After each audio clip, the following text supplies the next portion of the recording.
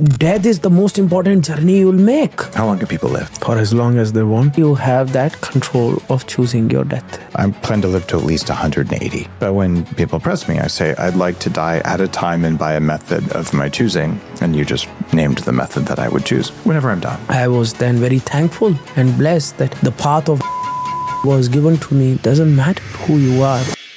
Ishan Shivanand is a spiritual teacher and the founder of Yoga of Immortals. He teaches people how to calm the mind, heal stress, and build inner strength through ancient meditation practices. His work helps people feel more alive, more aware, and more connected to themselves. It is something that can benefit everyone. You can have your own religious ideology, yet this is a path that can benefit you. It doesn't pit you against anyone or anything. It just makes you feel so much good and better about life. It makes you poetic. It makes you joyous. It makes you celebratory. It can give you that control on your cardiovascular system. It can help you regulate your prana, your life force energy. It just motivates you to try to be incrementally better than what you were yesterday. You have to be a certain type of personality to enjoy that. It's a different state of mind, and not everyone can do it. You're listening to The Human Upgrade with Dave Asprey. You've studied meditation for many years. Tell me about the specific training you went through for your meditation.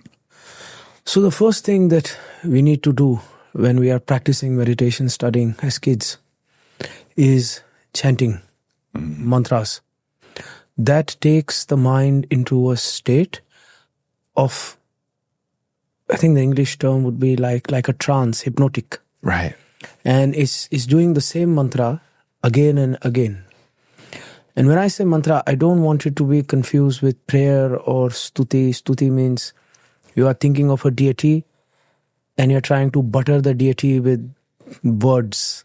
Right. These are sounds, like the Vedic sounds. They are just taking you in a trance and you have to repeat again and again. And that, for a child, is quite easy. After mantras, the second step of training is visualization. So much focus is given on visualization. Yes. So we are told to visualize realms and intricate. Then even the deities, we are told to visualize. And the whole process is not that you just think of some person in a meadow. No, it's from head to toe. How many arms, what jewelry, what weapon, everything. So that makes your visualization go to another level and realm. Then there is awareness training. So after the visualization comes, now learn to bring your consciousness to your body. Where you are sitting. And it sounds simple. It's not. But it is the basis of Yoga Nidra. It takes a lot of time. It was the toughest for me. So I had to do a lot of physical exercises like yoga, martial arts to have that down. And finally, the fourth stage is the breathwork. So breathwork is where now you've learned where to take your awareness. Now with breathwork, you can learn to take your pran, your life, to certain parts of the body. And the advanced stages, you can learn to leave the body and go to some other dimension. Yes. Yes. So that's progressively basic structure of how meditation was taught to us. It's so fascinating. About 3 days ago in Ecuador, I was leading a meditation and breathwork session where I taught people to leave their bodies for the first time. These are all Westerners, and I had no idea that was possible. But in the West, we don't go to monk school the way you did. And most Westerners never chant anything. What happens if we skip the chanting? Why? Westerners like to do everything. Why skip the good parts of everything? Every time I come to the West, there's something from the East, like doner kebab, hummus, guacamole from South. Everything Westerners have taken. Why not take chanting also? It's a good thing. So chanting is like guacamole. I think I get it. Yes. It makes everything taste better. This is so good. And you could do without guacamole, but then what is a sandwich without avocado? Then it's not fancy. Then I can't justify paying $10 for it. Got it. Yes. So yoga teachers can charge more for chanting? I don't know how much they charge. Let's discuss the business plan. Oh man, you're way funnier than I thought you'd be. Why do we chant sounds from an ancient language instead of just chanting, guacamole, guacamole? It is not words with meaning. Just the sounds, like om kind of a thing? Sound as vibrational. I like So vibrational frequency.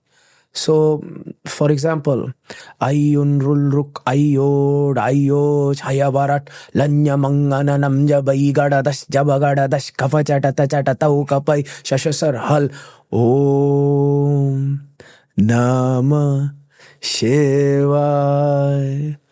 So, what they're saying is, in the beginning there's nothing, and then there is sound, vibration. Then from that sound, energy can become matter. So I'm saying these sounds that are the birth of language, the sounds that are the birth of matter itself. And that matter becomes earth, water, fire, everything that Captain Planet was. Yeah, so they become that. And then when I'm saying those sounds, I am taking myself to that primordial state of consciousness. So it's more to do with vibration than meaning. Because meaning then has my own definition of truth. Then everybody's truth is different and everybody is coming from a lineage or a sect. But when I'm talking about vibration, is the same for me and you. It's the atom that are vibrating inside, that have no gender, no color, no age, immortal. Not even a political party. Imagine that. I was told that in America, if you talk about politics, you get whooped.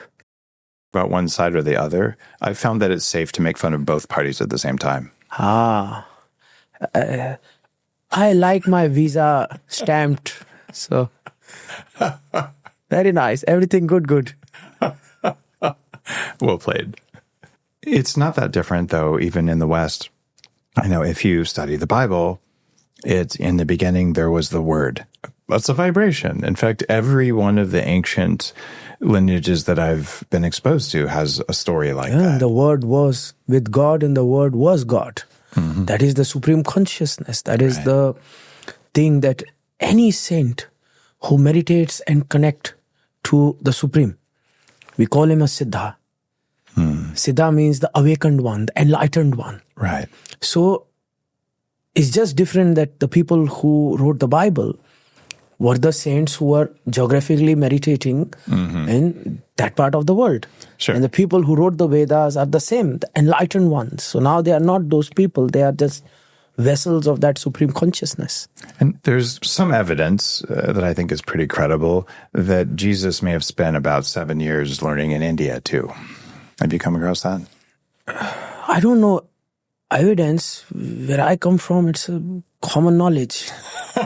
Even better. Yeah. Because Kashmir was the place where King Lalitaditya had made great monasteries like your Harvard and Oxford. So India had Takshashila, Nalanda, great universities where people from around the world used to come. Right. And he had made this compendium of knowledge in Kashmir, which is in the Himalayas and very beautiful, very divine. And it is said that migration did happen and the learning did happen. And that is the time that is missing from the script. Yeah.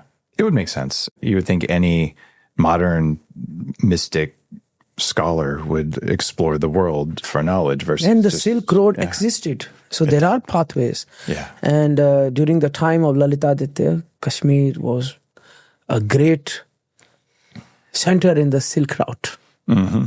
I've been out to some of those parts of the world. I went around Mount Kailash in 2004 and explored some remote regions. And there's an incredible history that most Westerners just don't get exposed to. You went to Kailash? Yeah. I'm so happy to be with you. Oh. Yeah. It was, How was it? Magical, beyond belief. That's where I had the idea for creating this biohacking movement that I created. It's where I had my first yak butter tea, which doesn't taste very good, but it woke my brain up. And it was the inspiration for one of my companies that became very large, putting butter in coffee instead of tea. But You are the one responsible for that. yes, it was me. I've started many mornings with you. Oh, that's hilarious. It works for meditation, doesn't it? So I started drinking coffee when I was 24. And then I was sad that why I did not know coffee before. Me too. But the way they do coffee is very... And I'll tell you how I started to drink coffee. I was doing this doctorate in naturopathy, and when it came to certain diseases with the liver, they gave black coffee enemas. Yes. So I had taken coffee up my ass. You cooled it off first, right? No, it's cold brew, so they don't... they say that if you heat the coffee, it kills the... what's it called? Antioxidant properties of it. Yeah. So that coffee is prepared. You take normal water, you just put coffee in it, and just let it be for Like 24 hours. Yeah. Yes. And then you just sediment it and then take the coffee. So when I took it up the ass, it felt so nice. Not the taking up, the coffee part. Yeah, it really is a good coffee high that way. Yeah. And then I realized if from the buttocks it's so good, maybe from the mouth it's better. And then... This is the best coffee story ever. yeah, so and that's when I asked the teachers, can I take some coffee? Is it only suitable from there or from... Of course you can have it. And then I had, and it was very nice, but I realized that the effects and everything, it's very yo-yo. And sometimes it tends to hack the brain, and my consciousness would be at a certain level, but my coffee would make me go to a different level of activity. Yeah. But when I put fat in it, then it was calm. Yeah. That the coffee could match my consciousness. Well said. It drove me crazy that you had to blend the butter in to get the full effect. Like, why? Yes. Can't I just eat the butter? So, Plus, it delays the coffee high, right. It does. prolongs it. It changes the entry. I funded research at the University of Washington with a cell biologist named Dr. Gerald Pollack. And he looks at how fat and other substances change water to be thinner or thicker. And for your cells to make electricity, they need to have water that's the right viscosity, the right thickness. And butter oil and coconut oil were the two oils that made the water change the most. So these little Tibetan women who taught me this, where they were taking a butter churn and they would pour some tea and some butter and they would just churn like for 10 minutes. I'm like, why are they doing that? It's because they were changing the water. So when you blend the butter in your coffee, what happens is it changes the water substance in the coffee into something that your body can use immediately. And if you're in Kashmir or you're where I was at Mount Kailash when I first had this, you're up so high that you need the extra energy. So they figured this out maybe by trial and error, or maybe, God told them, I don't know.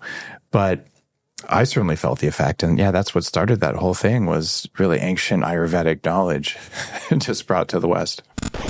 Are you ready to plug into the latest science of longevity and human performance? Come to Beyond, the biohacking conference, where biology, longevity, and consciousness collide in real life. Join us May 27th through 29th, 2026 in Austin, Texas. Experience breakthrough tech, meet world-class experts, and connect with people who are also committed to being the best versions of themselves. Because strong community isn't optional. It's how we live longer. Register now at beyondconference.com. Live longer, live better, live beyond. How does yak butter taste? Imagine if you combined feta, goat cheese, with butter.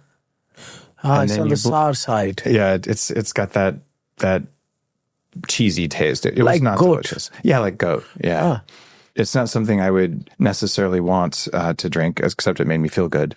So fortunately, good quality butter or This ghee. time when I go to Kailash, I'll have yak butter. Oh, for sure. Definitely do that.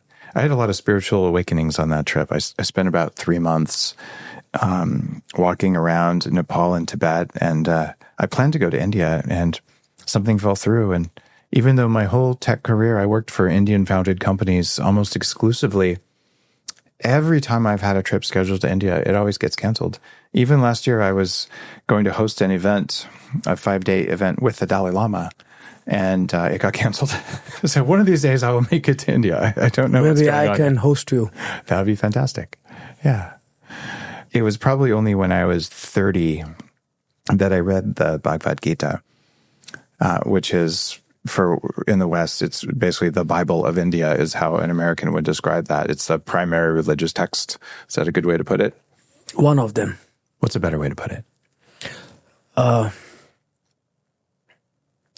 It is a very powerful religious text. Yeah. Yes. How do you reconcile? We have Christianity, we have Hinduism, we have Buddhism, and we have Islam as like primary groupings of religion around the world. What's the difference between them? So I come from a tradition that is called Shiv Yogi, the Shaivites, the monks who were responsible for the Rishi Parampara, the sadhus, the ones who wrote the scriptures, the ancient ones. You will see that even when they did excavations at the oldest civilizations, one of them, Harappan, Mohenjo-daro, they found the Pashupatinath seals. So in our lineage, we have seen movements come and go, fads come and go, and religions come and go. Mm-hmm. But at the core of every religion is a desire, a thirst to transcend the human vulnerability, to reach this supreme consciousness that almost seems like a birthright for us to unlock. And there are these people who walk on earth, the saints, the monks, the first ones in all the religions you mentioned, who like rebel that I don't want to be like an automaton on the Disney ride, A Small World, where I just keep on going in circles and trapped in this path that society gives me. I want to open my eyes to the truth. And the goal is one, but the path can be many. So all of them had the same goal. But Buddha took a path of extreme austerity, where he meditated in such a manner that because he was inspired from the Shiv Yogi philosophies of Aham Brahmasmi, that the universe is within me. So I might take a deep dive inside myself. And other religions took different paths, may it be prayer or may it be service. But I feel the goal is always one. And people who do not meditate on what the goal is, they start to use religion for politics. And religion can give you that power as well. It can give you the power to harness that political movement. But the whole point then becomes redundant. That even the movement that you create of that politics around that religion, you are still an automaton on this small world ride. And everything that you create will be taken away from you when the body is taken away from you. And you wake up again and again in the same cycle of suffering. So why not we transcend? Why not just for a moment we meditate on that goal? And I feel the real essence of every religion is that. So when I look at Christianity or Islam, I do not see them different. When I look at Buddhism, I do not see them as different. I see them as contemporaries who are trying to reach the same goal with a slightly different path, but with the same principles of consciousness as well.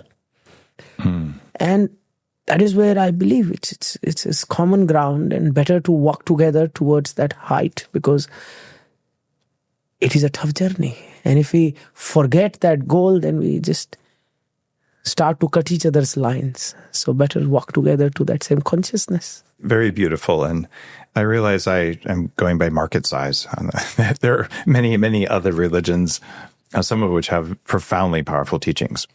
This wasn't meant to be the canonical list. So if you're Jewish or Zoroastrian or anything else, I think the same thing applies for you if you're a member of one of those religions. And yeah, it's all the same goal, different paths. But we haven't spoken about visualization very much yet. And if we were to look at teaching people who are new, you've stepped out the steps in the path. I've done these advanced visualization practices for hours in a monastery, visualizing the crown that someone's sitting on or the throne they're sitting on. And tell me more about how a listener would practice visualization. What is the value in it for a meditation? I will give you a spectrum. So the thing that I'm wearing is called Sri Yantra. It is sacred geometry. And it is used the highest form of visualization meditations. So in the center is a dot, which means nothing. And then there's the bhupar, everything. So there are two cycles in the visualization where first I visualize from nothing to everything, manifestation, and then from everything to nothing, which is dematerialization. And both these cycles are equally important. So this is where an advanced person would want to go. But let's learn to crawl before we run. So a simple visualization module that I like to teach to people is take your awareness to the top of your head and visualize a light. Simple, a light. And when you inhale, with awareness, gently take that light down like a golden arrow, down to the base of the spine. So visualize your lumbar, thorax, your coccyx, all the way. The light has gone. So you've inhaled.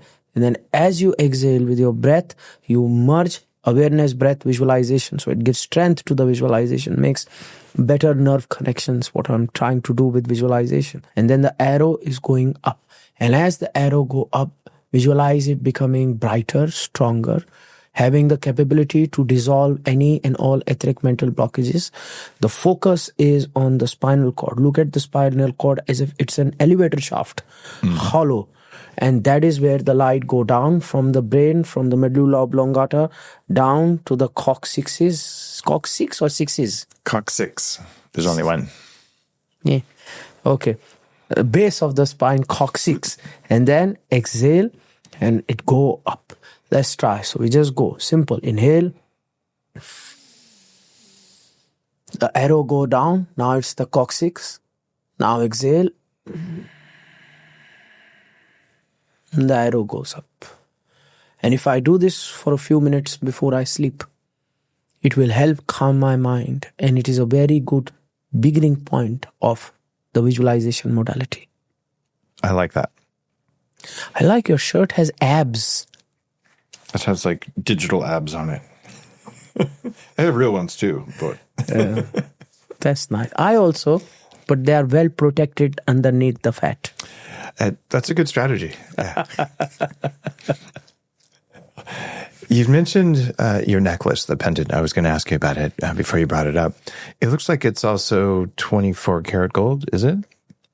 22. 22, okay. So, too malleable. I would love it, but it breaks. yeah, that's very soft if it's 25. Okay, so it's purer gold. Is there a reason to use purer gold versus 14 karat? Gold has great importance in my lineage. If you look at the great goddesses or the gods, when they are represented, is gold. But more than that, in the student and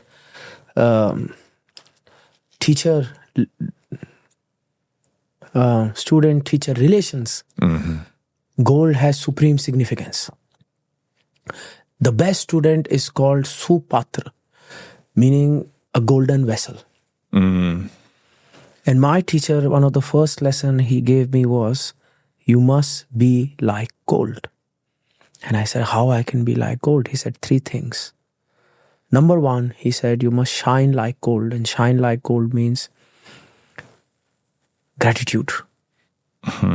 Have that smile in your face. Be grateful for whatever happens in your life and try to follow that principle. Second, he says malleability. So gold, the purer it is, the more malleable it is. If we are rigid and hard, there can nothing be done with us. So my teacher said, you have to be like gold, and you have to be in a state of surrender when it comes to learning.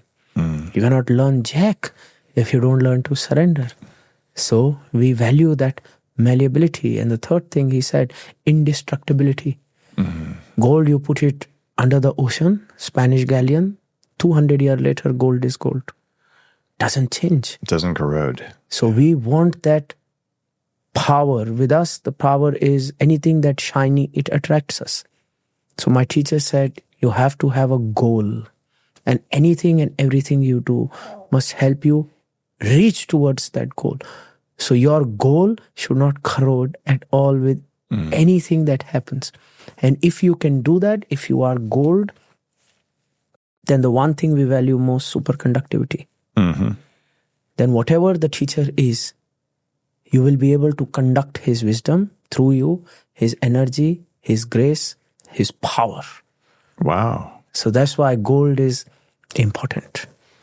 In probably the lineage that's most local for me is alchemy, which is, ancient European practices, although I'm pretty global at this point. But in that practice, they talk about turning lead into gold, but that was just an analogy for turning dull energy into eternal life, flowing energy. So very, very similar focus on gold there. Not the physical gold, that's just a metaphor. Rasayan Shastra. You know Rasayan Shastra? Yeah. That's amazing. So it is transformation. Exactly. And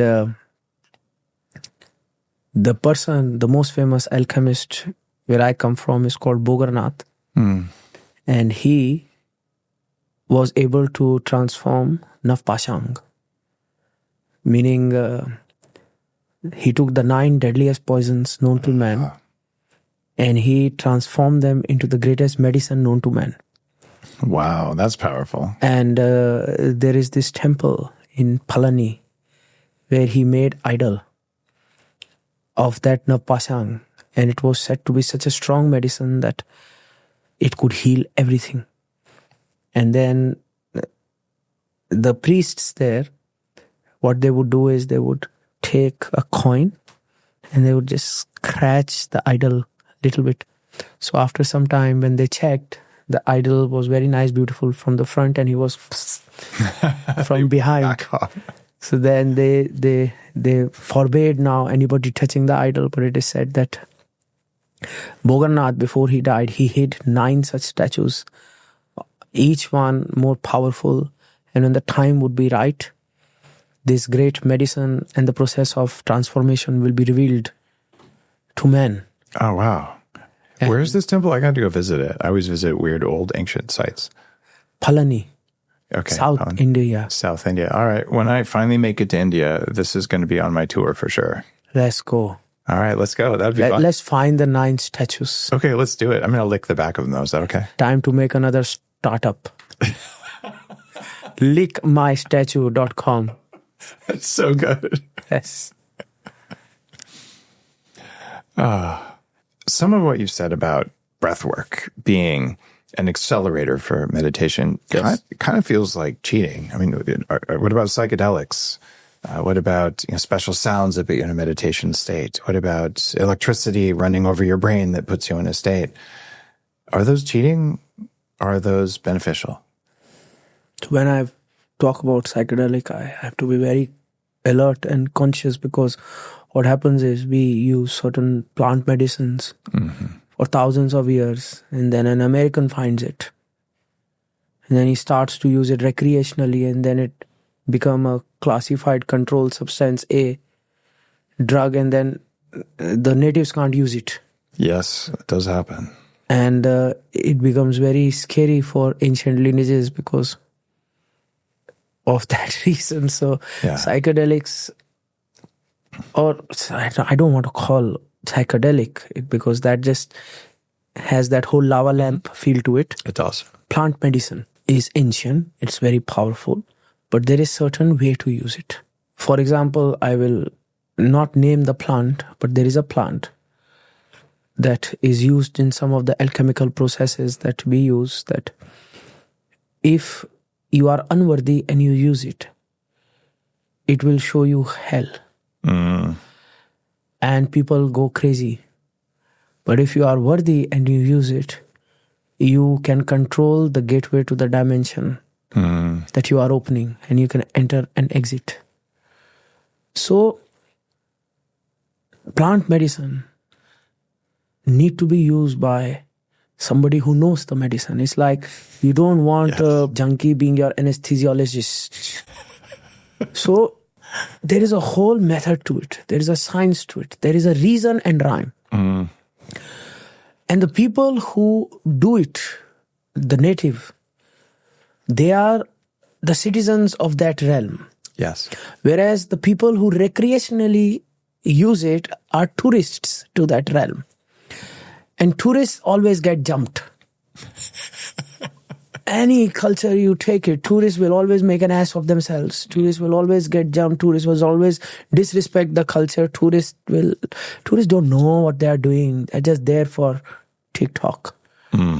So when we take or we try to understand plant medicine, again, we have to be really dignified of the lineage, process and procedure. That's what I will say. And again, it's cheating if you just want a quick fix. It's cheating if you just want to be tourist. And it's highly addictive and dangerous because life is chaos, life is suffering. And I just come here with a button that gives you some euphoria. Of course, you will press that button till death. And that is not how it should be. So that I know about, but electricity, I don't know. And sounds I know about, mantras we were talking, and then again, these are catalysts that we use for the process. And why not use the catalyst? Anything that can help us overcome the monkey mind should be utilized to reach to that goal. But the new technological models that have come up, I don't know much about that. I've been focusing on those for the past 10 years at my 40 Years of Zen program. This is that 5-day deep meditation with a lie detector on your brain and looking at all the different ways of accessing altered states that you can get to from meditation, or maybe meditation and breathwork, but sometimes faster. And I have a chapter on psychedelics, and I've done most of them and believe they ought to be legal and that no government has a right to restrict those. These are a foundational human right. So, I don't care if you say that you have the right and you're the government, you're wrong. So, that said, I've gone to great lengths to go travel to the place where they're from and do them with respect with someone who's very well trained. And I think some of them, particularly ayahuasca, can be very dangerous when there isn't proper space holding from someone who knows the medicine. And I've also seen great benefit from those types of medicines. So I really appreciate your analogy about the junkie being your anesthesiologist, because you don't want to do these substances, if it's for consciousness, you don't want to do them with someone who doesn't know the realm that you're going to and how to get you back. So I also appreciate that you'll even mention that they are a part of your lineage, because there is psychedelic use in most of the ancient practices, even ancient Christianity, the cult of Mithras, which basically Christianity borrowed most of its myths from that. They all had sacraments. Medicine. Yeah. Not psychedelic practice, because then again, we start to think, I do go to Burning Man too. So you're correct. Medicine. The medicine, I like that.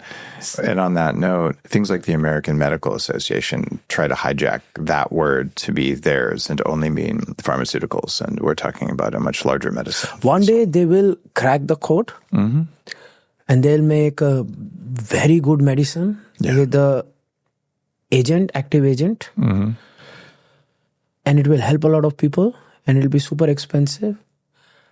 That day, you and I must invest in that stock. Okay, done.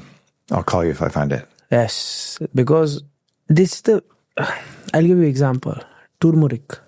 And it's also the problem of the natives as well. Sometimes when it's so ingrained in your culture, you don't really see the value of it. Right. And you go to an Indian store, you can buy turmeric for $5, so much. And in front, you'll go Whole Food and you'll buy turmeric capsules with active curcumin ingredient for $60. Mm-hmm. Then many times I go to the Whole Food store, somebody buying, I'm like, hey, go there. It's cheaper. It's the whole concept. And then the ego comes into play. Mm-hmm. That, because it's expensive, it has to be better. And also who says it? Things like turmeric and all these things. The old ladies of the house who are the first medicine men. See, medicine men, the ladies are doing it. Medicine woman just doesn't have the ring to it.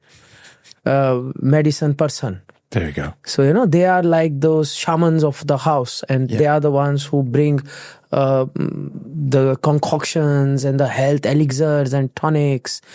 And in a native family dynamic, just especially after the modern education has infiltrated those systems, then you start to see your home and your own family and your own lineage as something that's substandard.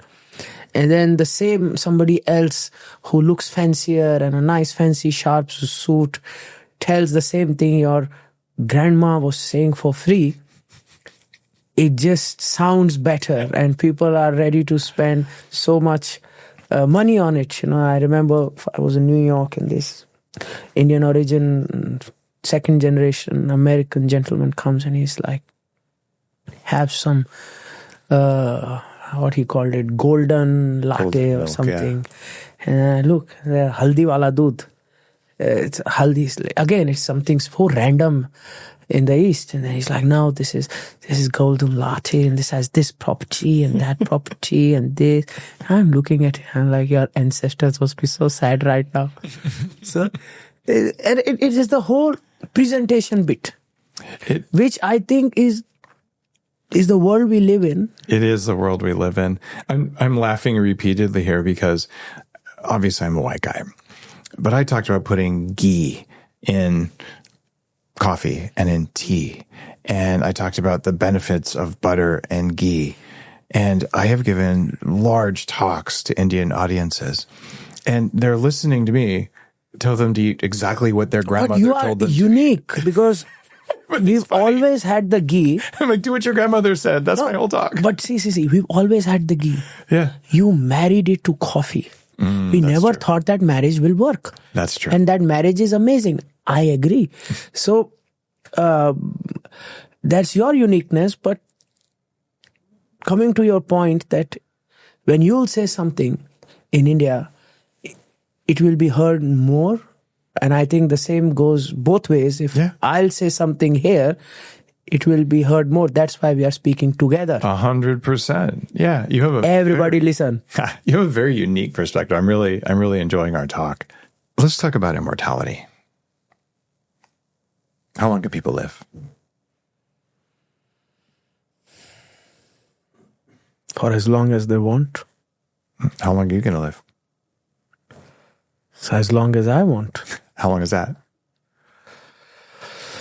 I have a few missions. So again, let me give you 3 stories for frame of reference. Okay.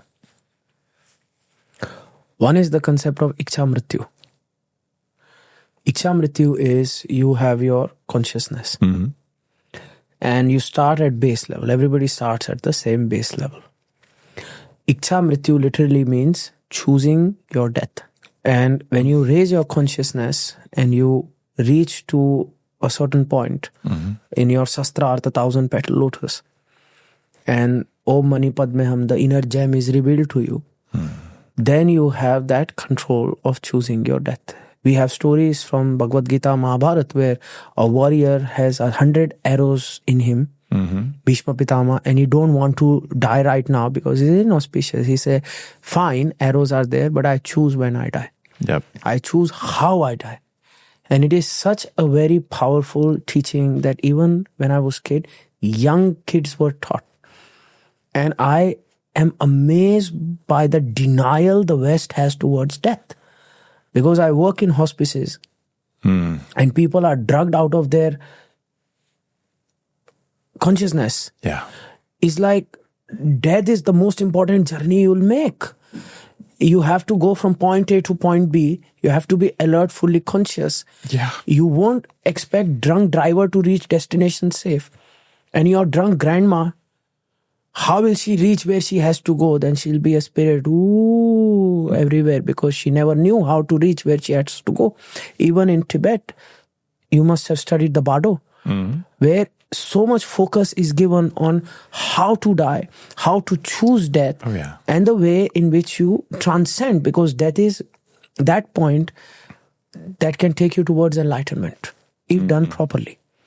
Yeah. So, Ichha Mrityu is something that is a state that can be achieved, where I know myself of many cases, of many monks who at a young age said, and they leave, yep. And it's well documented. It is also very surreal to witness it.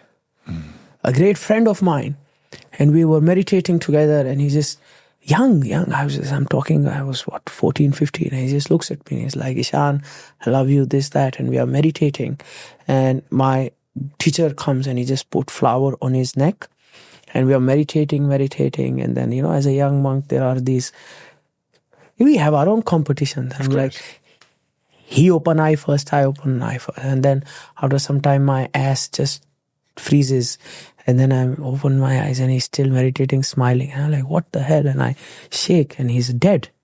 Wow. And imagine him, he was sitting like this on the asana chair. Wow. His eye like this and a smile on his face, and he's left his body.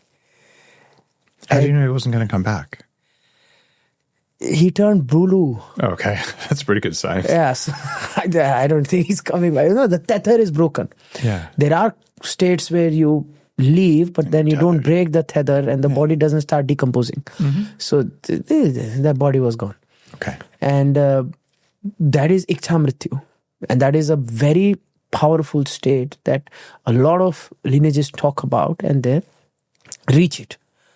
Second is Kaya Kalp. So, Ichha Mrityu is choosing death. Kaya Kalp is choosing body. So, there is this story of Chaban. Chaban is this great monk. Today, his name is used to sell a lot of stuff. One of a great, like a multivitamin concoction, Chaban Prash. Okay.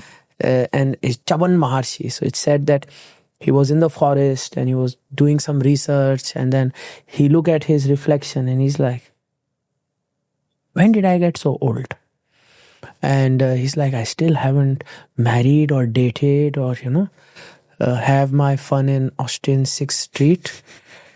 So I can't be like an old man. And, so he did a series of processes, protocols called Kaya Kalp, which means age reversal. Right. Which means that in the cell, that regeneration process stopped. So how to kickstart that regeneration process so that the body can be at that age you want it to be, or you reverse that aging. So Ichha Mrityu and Kaya Kalp. And the third thing is Dharma.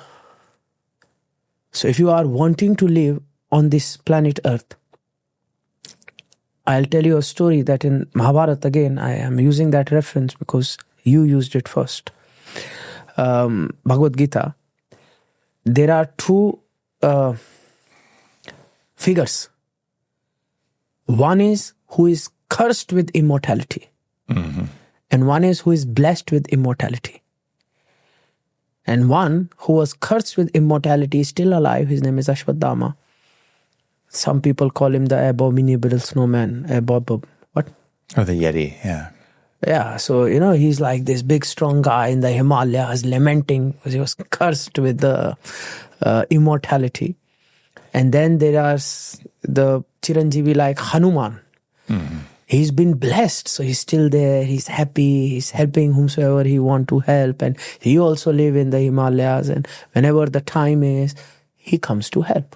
So, that state of consciousness, that dharma, will also then define and decide if your immortality is a curse or a blessing. Because if you are suffering today, and if you are immortal, for some people, death is the only sweet release and escape. Now imagine remaining in that state of mental health disorder and suffering forever and ever. Wow. Or if you are in a state of joy, bliss, ecstasy, and enlightenment, choosing to do dharma, then your immortality becomes the biggest blessing. So these are the three things that if somebody asks me, immortality, does it not? I said, of course it does, but you have to master the Kaya Kalp, the Ichha Mrityu, and you have to be a great student of dharma. Otherwise, imagine madness forever. You know, in the Western longevity space, I've been working for about 25 years in extending human life. And I've said I plan to live to at least 180. But when people press me, I say, I'd like to die at a time and by a method of my choosing. And you just named the method that I would choose whenever I'm done. We have to then start practicing the art of dying. Oh, yeah. It's if you're born, you're practicing the art of dying, whether you know it or not. You are not practicing, you're being pushed towards it. Fair point. We have to start practicing leaving the body many times in the correct manner. Okay. Where can people learn how to leave their body in the correct manner? I know how to leave my body lots of different manners, but I don't know which one's correct. So that is something that I teach. That is something that, as we discussed, there are schools of thoughts in Buddhism that teach. And I think that grounding, that foundation is very, very important. So when I teach, I like to teach it in cycles. One is pratiprasa, which is called rebirthing. Birthing from your consciousness, because you were never birthed with consciousness. You just came, you just woke up like a drunk on a street in a place in a house, trying to figure out where you are. So it has to be in a state of complete consciousness. And then the opposite of rebirthing is dying.